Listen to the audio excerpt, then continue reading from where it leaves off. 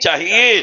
जैसे मंदिर है, भगवान से श्रद्धा है, लेकिन अगर भगवान का मंदिर है तो क्या मंदिर से श्रद्धा नहीं होनी चाहिए?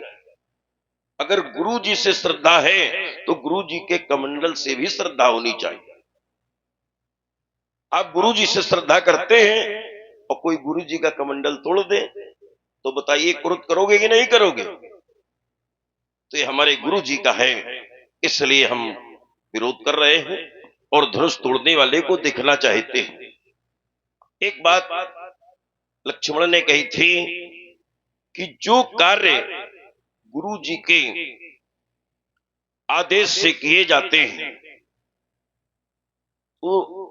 तो उन पर तर्क नहीं किया जाता है, उन पर विचार नहीं किया जाता है, उनका विरोध नहीं किया जाता है। और धनुष तोड़ने वाले ने जो धनुष तोड़ा है तो गुरु जी के आदेश से तोड़ा है।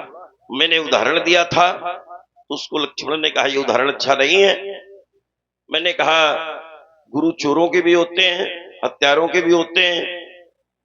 तो अगर कोई हत्यारों का गुरु कह दे कि अमुक की हत्या कर दो, वो हत्या कर दे, और लक्ष्मण जैसा अगर न्यायाधीश हो तो कह देगा कि उसने तो गुरु के आदेश का पालन किया है, तो वो तो मर के चला गया। और ये कह रहे हैं कि आदेश का पालन हुआ है। तो राजकुमार, अगर धनुष तोड़ने वाला गुरु जी के आदेश का पालन कर रहा है, अच्छा कार्य कर रहा है, तो ये बताओ अगर कोई गुरु जी के आदेश का पालन करता है और उससे पूछ लिया जाए कि ये कार्य किसने किया है, तो जब गुरु जी के आदेश का पालन किया है तो आकर के उसको कह देना चाहिए कि हाँ ये कार्य हमने किया। अगर कार्य अच्छा है तो कहने में क्या जाता है? अगर धनुष तोड़ने वाले ने गुरु जी के आदेश का पालन किया है, अच्छा कार्य किया है, तो क्यों नहीं कहता धनुष मैंने तोड़ा है? और अगर उसका स्वभाव गुरु के आदेश पालन करने का है, अगर उसका स्वभाव गुरु के आदेश पालन करने का है, तो हम भी तो गुरु हैं। ब्राह्मणो जन्मना गुरु, ब्राह्मण जन्म से सबका गुरु होता है। तो अगर एक गुरु के आदेश से धनुष को तोड़ रहा है तो दूसरे गुरु के आदेश से आ जाए और कह दे धनुष मैंने तोड़ा है, बता दे, बात समाप्त हो जाए। तो इसलिए राजकुमार, हम चाहते हैं कि तुम अच्छे राजकुमार हो। धनुष तोड़ने वाले ने अगर अच्छा कार्य किया है, तुमने कहा धनुष तोड़ने वाले का सभी समर्थन कर रहे हैं, सब बड़ाई कर रहे हैं, प्रशंसा कर रहे हैं, केवल आप ही विरोध क्यों कर रहे हो? यह हमारा विषय है, निज का विषय है। मैंने उसे शत्रु माना है और मैं उसको देखना चाहता हूं, मैं उसको दर्शन करना चाहता हूं। जो जिसके पक्ष में कार्य होता है वो लोग प्रसन्न होते हैं, और हमारे पक्ष में नहीं है तो हम विरोध कर रहे हैं। तो ये हमारा विषय है, तुम्हारा नहीं। हो गई बातें महाराज। तो राजकुमार, एक तर्क है हमारा कि अगर धनुष तोड़ने वाले ने गुरु के आदेश का पालन किया है तो क्यों नहीं कहता कि धनुष मैंने तोड़ा है? जब कार्य अच्छा है तो अच्छा कार्य हो तो बता देना चाहिए कि यह कार्य मैंने किया है। और दूसरी बात यह है, इसको भी सुन लो, कि अगर हम धनुष तोड़ने वाले को देखना चाहते हैं तो हमारा विरोध मिथिला में कोई नहीं कर रहा है, तुम क्यों कर रहे हो? चलिए महाराज, यद्यपि आपने इतनी बड़ी वार्ता की है, इतनी बड़ी प्रस्तुति की है कि इसमें बहुत सी बातें तो छूट जाती है। इतनी बड़ी वार्ता की है आपने, और मैंने आपसे कहा भी था कि मैं चाहता हूं कि कम शब्दों में अच्छे उत्तर हो। अगर बातें कम होती हैं तो समझ में सबके आता है। अब आपने इतनी बातें कर दी है कि उनमें से कुछ बातें निकल जाएंगी, कुछ बातें रह जाएंगी। तो जितना हो जाए एक महाराज देखिए, अच्छा मेरा ऐसा स्वभाव है नहीं कि मैं बीच में आपको रोकूं, तो प्रयास ये किया करिए। क्यों? क्योंकि संवाद में आप जितने कम से कम तर्क रखेंगे और जितने छोटा और अच्छा उत्तर करेंगे उतने आनंद आता है। नहीं तो आप कथा सुनाना है तो चाहे जितनी बड़ी सुनाते नहीं, कोई उसका कोई अर्थ नहीं निकलता। आइए, आप कहते कि अगर उसने अच्छा कार्य किया है तो वो क्यों नहीं कहता कि ये कार्य करने वाला मैं हूं? परशुराम जी कहते हैं कि हमारा तर्क है कि अगर धनुष तोड़ने वाले ने अच्छा कार्य किया है तो वो क्यों नहीं कहता कि ये धनुष तोड़ने वाला मैं हूं, धनुष मैंने तोड़ा है। महाराज, मैंने आपसे प्रथम में भी कहा था कि जिसने इतना बड़ा कार्य किया है उसका भी इतना बड़ा समर्पण है कि वो ये कहता है कि दास तुम्हारा। फिर आपने जानने का क्रम सही नहीं किया। धनुष तोड़ने वाले को जाना अगर जानना है तो उसको जानने के लिए हृदय में क्रोध नहीं होना चाहिए।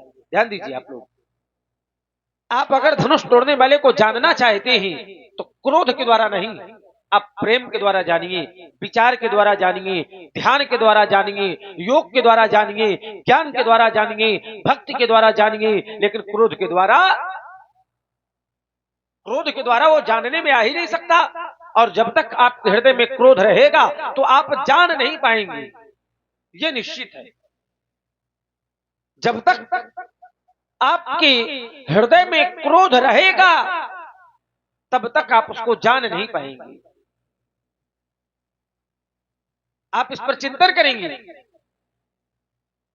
आप अपने हृदय से क्रोध को हटा दीजिए, आपको आवश्यकता ही नहीं पड़ेगी, वो खुद ब खुद आपके सन्मुख आ जाएगा। ऐसा नहीं कि धनुष तोड़ने वाला आपके सन्मुख आया ना हो, ऐसा भी नहीं कि धनुष तोड़ने वाला आपके सन्मुख आया ना हो। धनुष तोड़ने वाला तो आपके सन्मुख आता है, और एक एक बार नहीं, दो दो बार आता है और कहता है कि दास तुम्हारा आपका दास है, बताइए क्या आज्ञा है।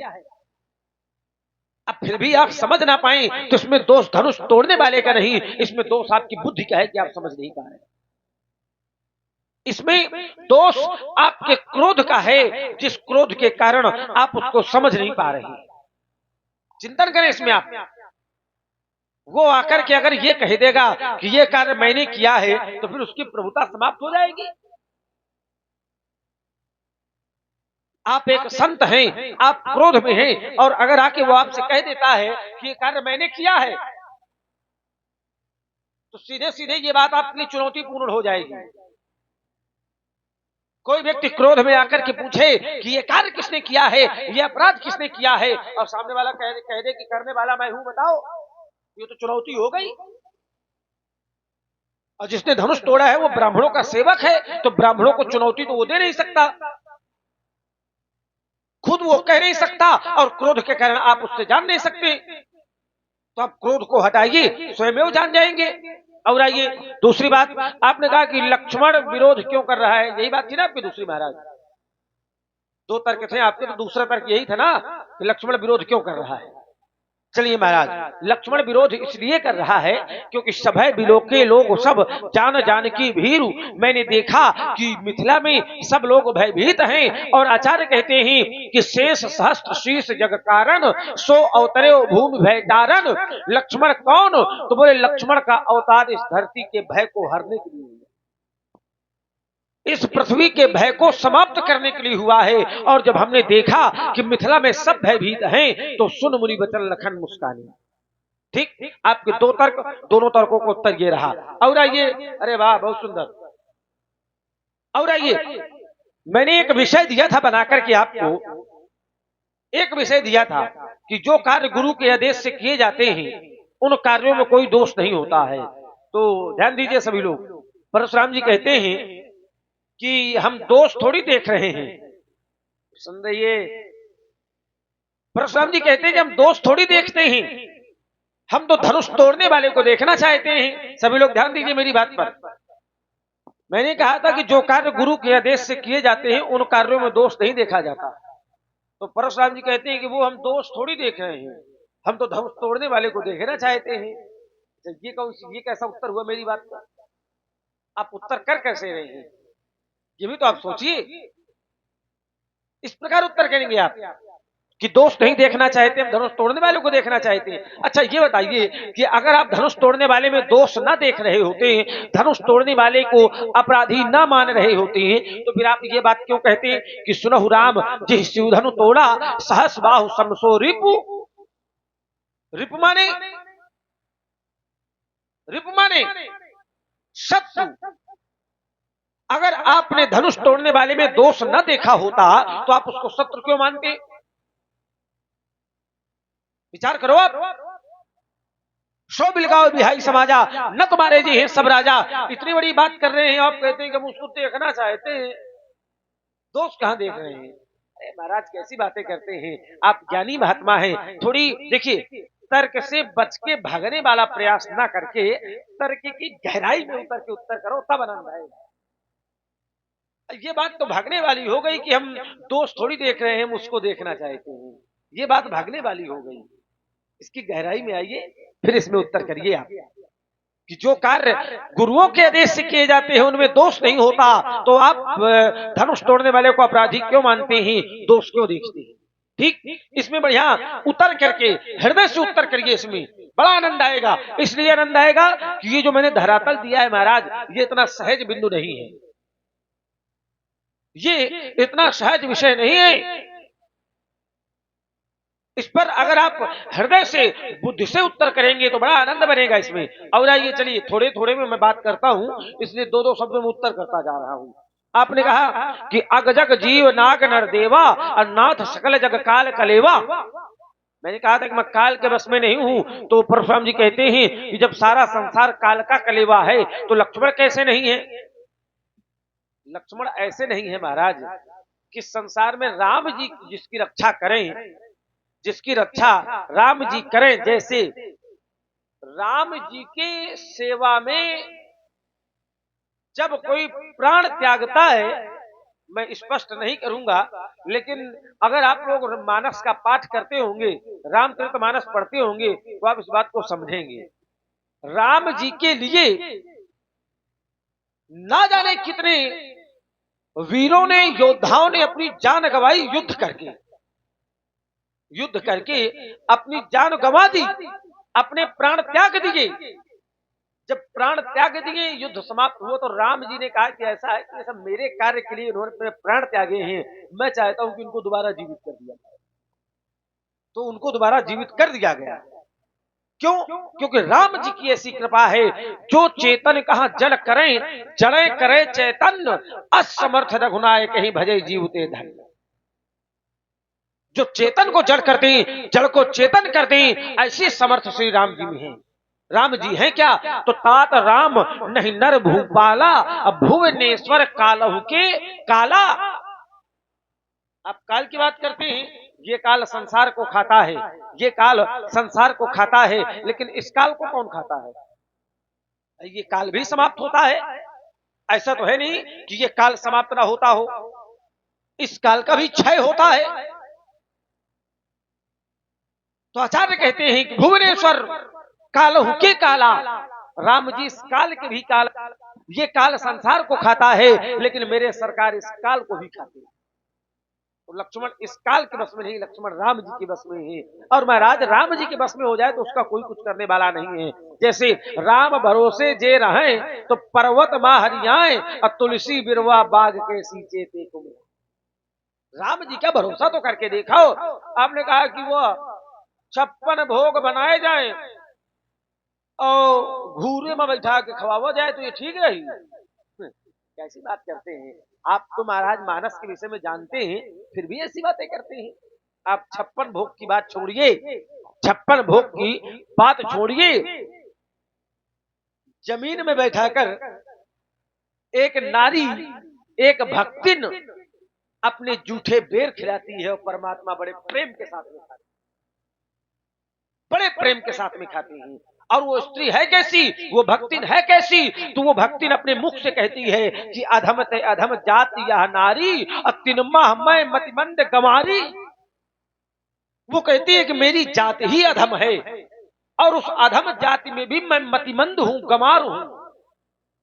महाराज जिसके हाथ का कोई जल न पीता हो, भगवान उसके तो जूठे बेर तक खा लेते हैं। तो आप कैसी बात करते हैं? प्रेम होना चाहिए हृदय में। अगर हमारे हृदय में प्रेम है तो फिर स्थान, अब भोजन मायने नहीं रखता, लेकिन अब पंडित हो खाए पे ध्यान तो ज्यादा रहे करी तुम्हारे, है ना? तो आप मान, देखिए जो ज्ञानी होता है महाराज, वहां मान की कोई इच्छा नहीं रह जाती, है ना? तो चाहता हूं किसी प्रकार में थोड़े थोड़े में उत्तर करें, ठीक? तो ज्यादा आनंद आएगा। सुमित्रा नंदन राजकुमार लक्ष्मण ने कहा, सुमित्रा नंदन राजकुमार लक्ष्मण ने कहा कि मैंने कहा था कि 56 भोग बनाओ। आइए हम यहीं से प्रारंभ होते हैं, जहां से लक्ष्मण ने अपनी वाणी को अल्प विराम किया है, तो वहीं से हम प्रारंभ होते हैं। अब आप लोग अपना ध्यान हमारी ओर। लक्ष्मण ने कहा, मैंने कहा था अगर 56 भोग बना हो, उदाहरण दिया था, ये प्रमाणित नहीं किया था।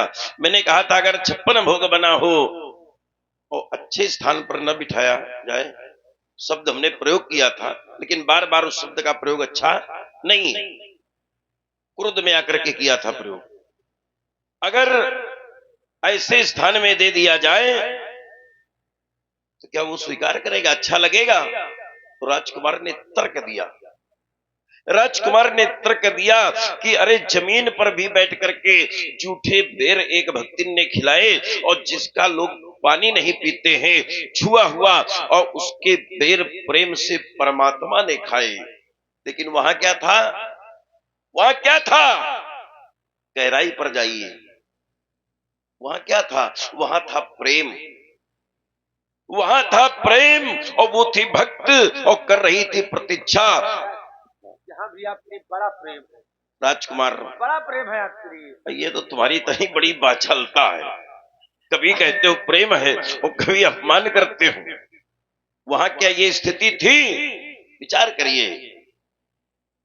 वहां प्रतीक्षा थी, वहां प्रतीक्षा थी, जाने कब से प्रतीक्षा हो रही थी कि कब आवेंगे, कब दर्शन करेंगे।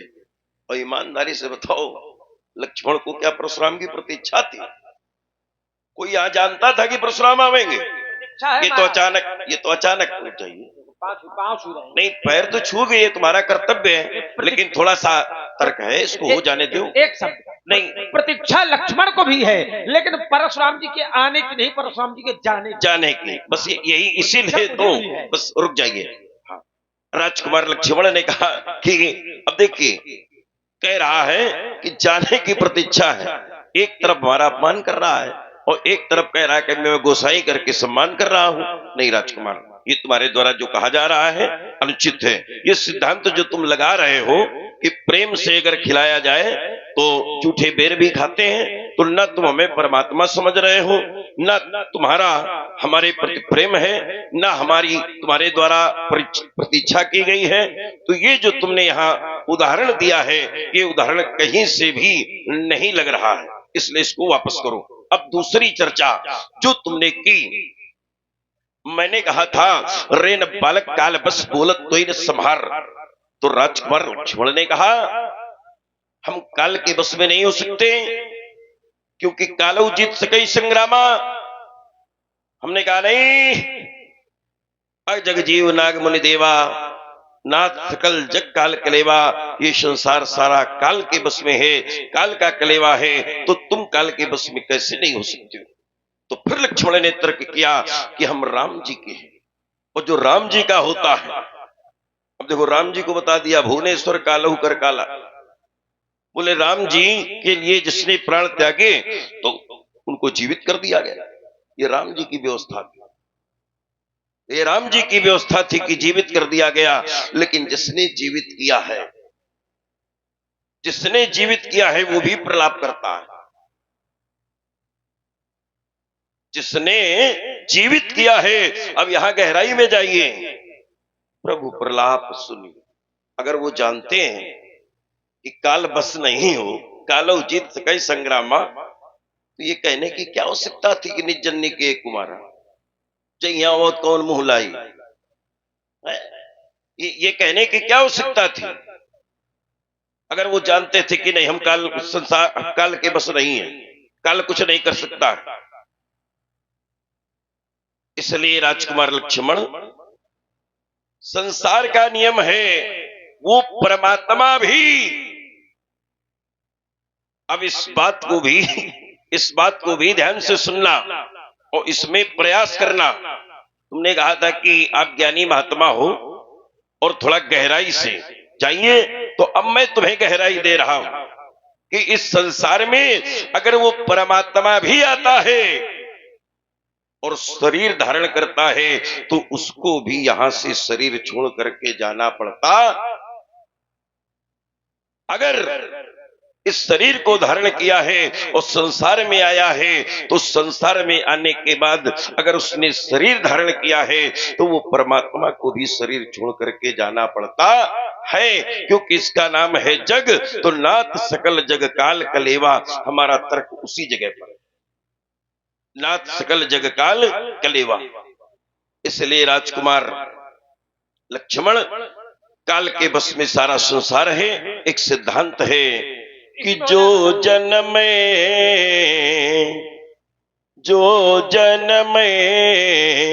सोने शयना से,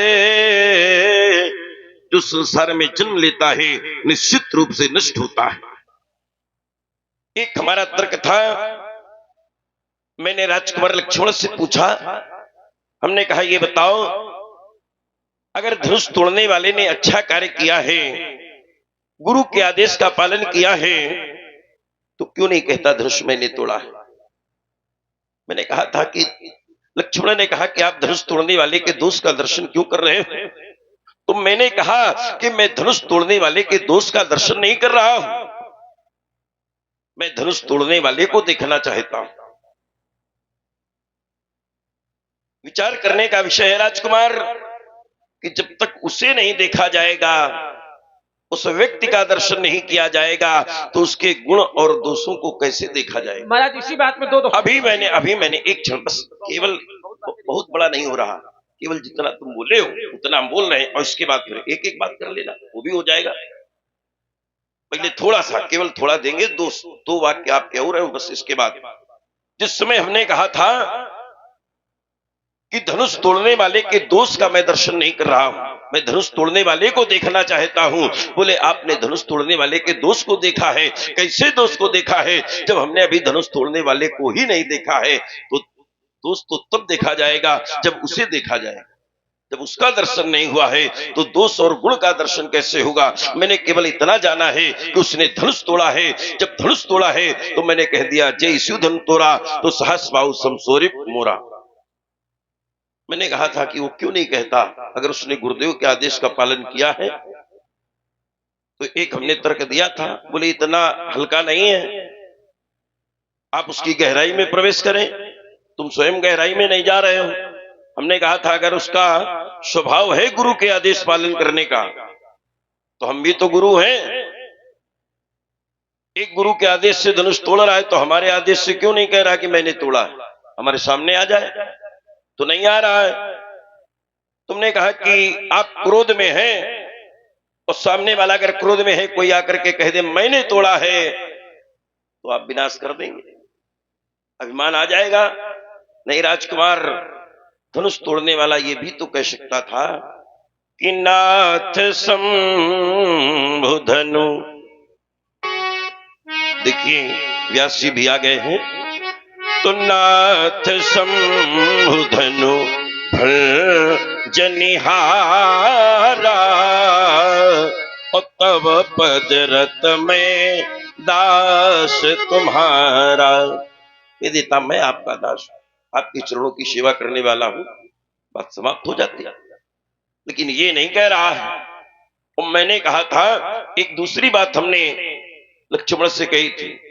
हमने कहा था कि अगर धनुष तोड़ने वाले का हम विरोध कर रहे हैं, धनुष तोड़ने वाले को हम देखना चाहते हैं, तो इसमें तुम्हारा क्या बिगड़ रहा है। तो राजकुमार लक्ष्मण ने कहा हम इसलिए बोल रहे हैं, हमारा ये बिगड़ रहा है कि यहां सब भयभीत हैं और हम क्या हैं। तो कहा शेष सहस्त्र शीस जगकार और जो अवतरे भूमि भय तारन। ये तुमने अपनी विशेषता बता दी, लेकिन इस बात को अगर हम स्वीकार कर लें कि तुम शेष सहस्र शीस जगकारण हो और भूमि का भय उतारने के लिए आए हो, तो फिर तो हमें दूसरा मानना पड़ेगा, फिर संवाद कहां रह जाएगा। इसलिए ये सिद्धांत हम तुम्हारा, तुम कहोगे लेकिन हम मानेंगे नहीं। हम भी तो कह सकते हैं कि मीन कमठ सूकर नरहरी बामन परसु राम बपुधरी। विश्वामित्र जी ने जब हमें परिचय दिया तुम्हारा, महाराज आप उत्तर करें, मुझे उत्तर सुनने में तो विश्वामित्र जी ने ये नहीं कहा कि ये शेष अवतारी है। विश्वामित्र जी ने यही कहा राम लखन दशरथ के ढोटा, ये दशरथ के पुत्र हैं। तो फिर हम कह रहे हैं कि अगर हम धनुष तोड़ने वाले का विरोध कर रहे हैं तो इसमें लक्ष्मण का क्या? नहीं, अब आप कह रहे हैं, बहुत कुछ कह चुके हैं आप, अब आप वो सुने जो मैं कह रहा हूँ। ठीक सुनाइए। हाँ, अब आप उसमें ध्यान दीजिए। आप कहते हैं कि अगर मैं मान लूंगा तो संवाद नहीं फिर हो पाएगा। समस्या है कि क्या आप वो हर बात मानेंगे जो मैं कहूंगा? भाई मैं कह रहा हूं कि धनुष तोड़ने वाला भगवान है, मानो कि भगवान है। मैं तो बहुत कुछ कह रहा हूं आपसे, आप मानेंगे? और आइए, मैंने कहा था कि महाराज धनुष तोड़ने वाले को दोष को क्यों देख रहे हैं, तो आपने फिर कहा कि हमने जब तक उसको देखा नहीं है अभी तक तो हम उसके दोष को कैसे बता सकते हैं। जब देखेंगे जानेंगे तब ये पता चलेगा कि क्या दोष है इसका। अच्छा ये बताइए, आप ऐसी बातें करते हैं जैसे कोई बालक उत्तर करता हो। आपने एक क्षण, देखिए बड़ा ही सुंदर संवाद चल रहा है। ये दोनों विद्वान हैं और दोनों विद्वानों के मध्य में बड़ा ही सुंदर ये संवाद यहाँ पर प्रस्तुत हो रहा है। और दर्शक भी भाई जितने भी बैठे हैं बड़े अच्छे हैं और हाँ सुन रहे हैं, सुनने वाले हैं। इसी क्रम में भाई हमारे राजा तिवारी जी की ओर से ये 51 पुष्प मुद्राएं भाई दोनों सरकारों के शीर्ष चरणों में बहुत बहुत साधुवाद। राजा जी को बहुत बहुत धन्यवाद। ध्यान दीजिएगा, परशुराम जी कहते हैं कि हमने उसके दोषों को नहीं देखा। अच्छा ईमानदारी से बताइए, परशुराम जी कहते हैं कि हमने दोषों को नहीं देखा। संभाले व्यास जी, आचार्य प्रमाणित करते हैं, परशुराम जी का वक्तव्य है, बोले सुनहु राम जही शिव धनु तोड़ा, तो सहसे बाहु समय सो रिपु मोरा। परशुराम जी कहते हैं कि मैंने धनुष तोड़ने वाले को दोषों को नहीं देखा। अगर दोषों को नहीं देखा तो ये क्या देख रहे हैं कि जिसने धनुष तोड़ा है, जिसने धनुष तोड़ा है वह सहस्त्रबाहु अर्जुन के समान मेरा शत्रु है। सहस्त्रबाहु अर्जुन के समान मेरा शत्रु है। अगर आपने धनुष तोड़ने वाले के दोषों को ना देखा होता तो शत्रुता का संबंध कैसे बना दिया? आप विचार करें, शत्रुता और मित्रता ये व्यवहार पर आधारित होती है। अगर हमारे अनुरूप व्यवहार है तो मित्रता, और हमारे अनुरूप व्यवहार नहीं है तो शत्रुता। आप इसको समझें। अगर मैं हर बात प्रेम से कह रहा हूं तो इसका अर्थ ये बिल्कुल भी नहीं है कि मैं आपकी बात को समझ नहीं रहा या मैं वो बात प्रस्तुत नहीं कर सकता हूं। अगर आपने दोष न देखा होता तो शत्रु कैसे मान लिया आपने? भाई जैसे किसी व्यक्ति के हमें गुण और दोष पता ना हो, ना उसके गुण पता हो ना उसके दोष पता हो, तो आप बताइए कैसा संबंध बनाएंगे? जिस व्यक्ति के आपको दोष नहीं पता, ना गुण पता है, आपको ये पता नहीं कि वो व्यक्ति कैसा है, अच्छा है कि बुरा है, तो आप क्या मानेंगे उसको? अगर आपको पता है कि वो व्यक्ति अच्छा है तो आप मित्र मानेंगे, और अगर आपको ये पता चलेगा कि वो व्यक्ति बुरा है तो आप उसको शत्रु मानेंगे। आपने शत्रु माना है तो दोष देख करके माना है। दोष आपने क्या देखा कि उसने धनुष तोड़ दिया, ये दोष देखा। आपकी दृष्टि में उसने धनुष तोड़ दिया तो ये अपराध किया, ये उसका अपराध है, ये उसका दोष है। आपने ये देखा और शत्रु मान लिया। आपने शत्रु मान लिया, मैंने इसी में तर्क कर दिया कि उसने धनुष गुरु के आदेश से तोड़ा है, और जो कार्य गुरुओं के आदेश से होते हैं उनमें दोष नहीं देखा जाता है। तो आप मात्र बच के भागने वाला उत्तर करते हैं। इसलिए मैंने कहा था थोड़ी गहराई में उतर के आइए। बोले हम तो आ रहे हैं, लक्ष्मण नहीं आ रहा है। लक्ष्मण अगर पूर्णतः आ जाएगा तो फिर आप यहां दिखाई ना पड़ोगे। आप ये समझें। इसलिए मैंने कहा था कि जब से, क्योंकि ब्रह्मवाणी कहती है कि जो कार्य गुरुओं के आदेश से किए जाते हैं उनमें दोष नहीं होता है, तो परशुराम जी दोष क्यों देखते हैं? उत्तर यहां करना है। बहुत ज्यादा विषय नहीं मैं करूंगा। एक बात मैं और दिए देता हूं। मैंने कहा था कि जो राम जी के भरोसे रहते हैं तो काल उनका कुछ नहीं करता है। काल उनका कुछ नहीं करता। तो परशुराम जी कहते हैं कि अगर परमात्मा इस संसार में आता है, ध्यान दीजिएगा सभी लोग, थोड़ी विषय ये अच्छा है। परशुराम जी कहते हैं कि अगर परमात्मा संसार में आता है तो उसको भी शरीर छोड़ के जाना पड़ता है।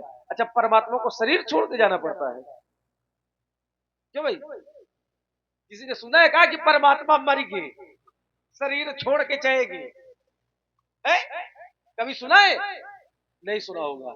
इसलिए कि शरीर उसको छोड़ना पड़ता है जिसका निर्माण विधाता करते हैं, लेकिन जो स्वयं अपने शरीर का निर्माण करे उसको क्या छोड़ना है? निज इच्छा निर्मित तन्माया गुण गोपाल। जिसको जिसको ब्रह्मा बनाएगा नहीं उसको मिटाएगा कैसे? महाराज, परमात्मा शरीर छोड़ के नहीं जाते हैं। परमात्मा जब संसार से जाते हैं तो शरीर जाते हैं,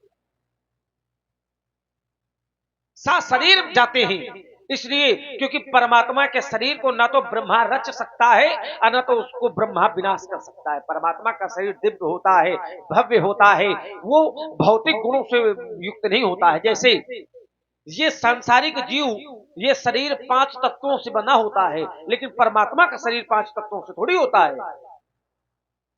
सांसारिक जीव साधारण गर्भ से जन्म लेते हैं, लेकिन जब परमात्मा का जन्म होता है तो हिरण्य गर्भ के द्वारा जन्म होता है। परमात्मा जो कार्य करता है, परमात्मा जब आते हैं सृष्टि में तो सृष्टि के अनुरूप कार्य करते हैं, सृष्टि के नियम के अनुसार कार्य करते हैं, लेकिन कोई भी कार्य, कोई भी कर्म उनके ऊपर बंधन नहीं दिखा सकता अपना। संसारिक जीव के लिए ये अनिवार्य है कि वो कर्म करे, लेकिन परमात्मा के लिए ये अनिवार्य नहीं है कि वो कर्म करे। बोले वो प्रलाप करता है, यही तो अंतर है कि राम देख नर चरित तुम्हारे अजल मोहि बुध होई सुखारी।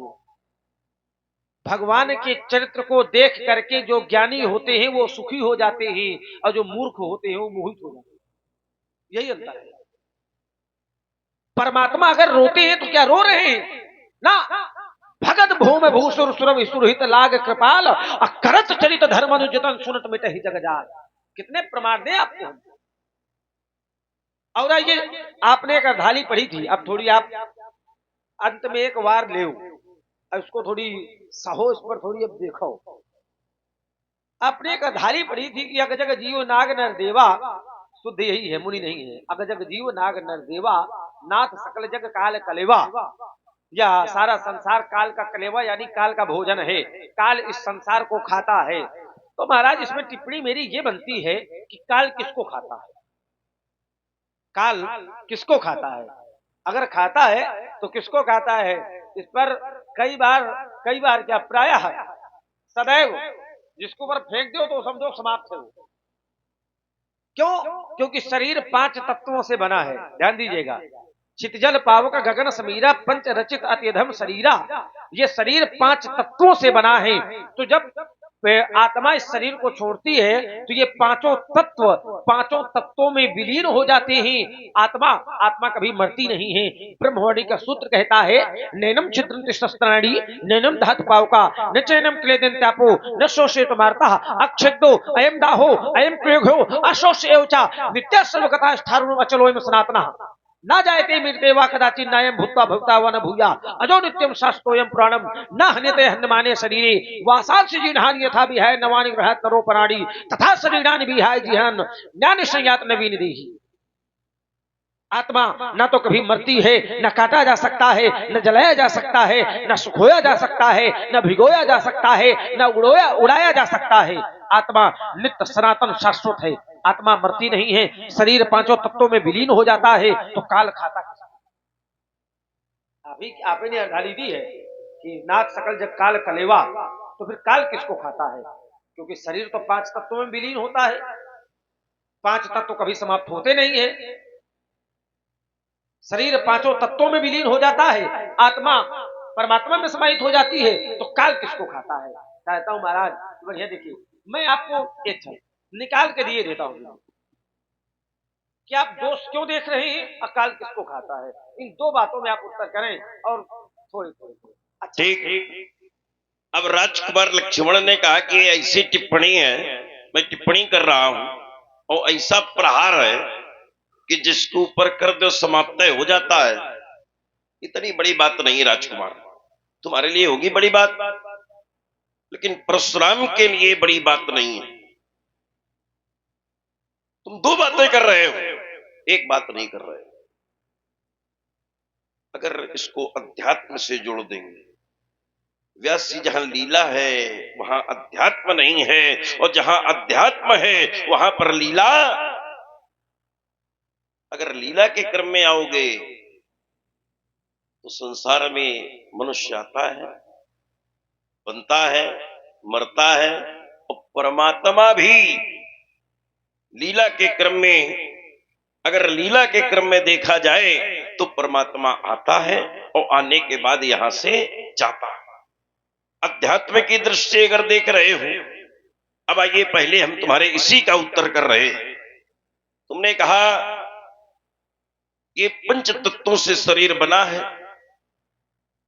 और पंच तत्व क्षिति जल पावक गगने समीरा, अपंच रचित ये अधम शरीरा। ये पंच तत्वों से शरीर बना है, और पंच तत्वों में विलीन हो जाते हैं। तो काल किसको खाता है? पांच ही तत्व नहीं है। तुमने कहा आत्मा मरती नहीं है। नैनम छिंदन्ति शस्त्राणि नैनम दहति पावका न चैनम क्लेद्यन्ता पुनः सुषेत मारता। ये सिद्धांत बता रहे हैं। ये कौन नहीं जानता है कि आत्मा नहीं मरती है? आत्मा परमात्मा का अंश है, इसलिए नहीं मरती है। और तुम पांच तत्व बता रहे हो, 24 तत्व है। केवल पांच तत्व से शरीर थोड़ी बनता है। ये स्थूल शरीर पांच तत्वों से बनता है, जो दिखाई पड़ता है, जो नाशवान है, ये शरीर पांच तत्वों से बनता है। पृथ्वी, जल, तेज, वायु, आकाश, गंध, रस, रूप, स्पर्श, शब्द, ये चार तन्मात्र हैं। श्रोत्र, त्वचा, चक्षु, रसना, नासिका, वाक, पाणि, पाद, वस्त्र, पायु, ये 10 इंद्रियां हैं।